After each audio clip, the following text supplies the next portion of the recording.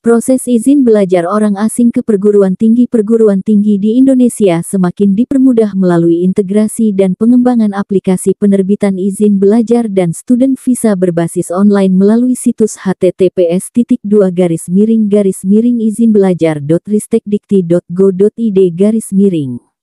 Persyaratan. Untuk mengurus penerbitan izin belajar bagi mahasiswa asing, persyaratannya sebagai berikut. Hasil pindaian surat permohonan izin belajar bagi mahasiswa asing dari perguruan tinggi ditujukan kepada Direktur Pembinaan Kelembagaan Perguruan Tinggi.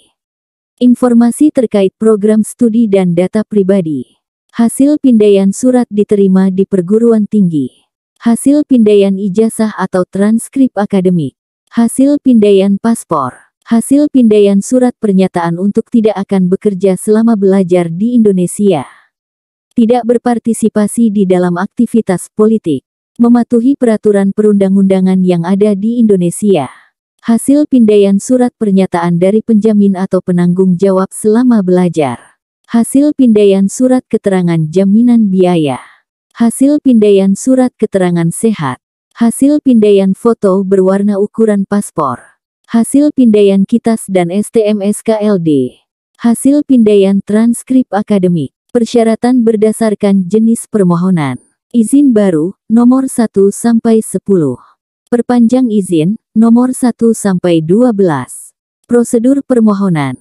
Mahasiswa asing mempersiapkan persyaratan perguruan izin belajar dan menyampaikan kepada perguruan tinggi.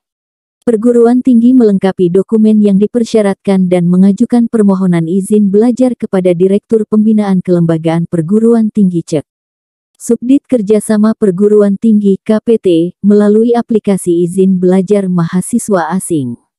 Subdit KPT menerima dan memproses permohonan izin belajar. Subdit KPT mempersiapkan proses clearing house untuk melakukan evaluasi dan pengawasan mahasiswa asing. Subdit KPT menyampaikan surat izin belajar hasil clearing house kepada perguruan tinggi. Perguruan tinggi menyampaikan surat izin belajar kepada mahasiswa asing. Jangka waktu penyelesaian, waktu pengurusan 7 hari kerja sejak permohonan disampaikan melalui aplikasi.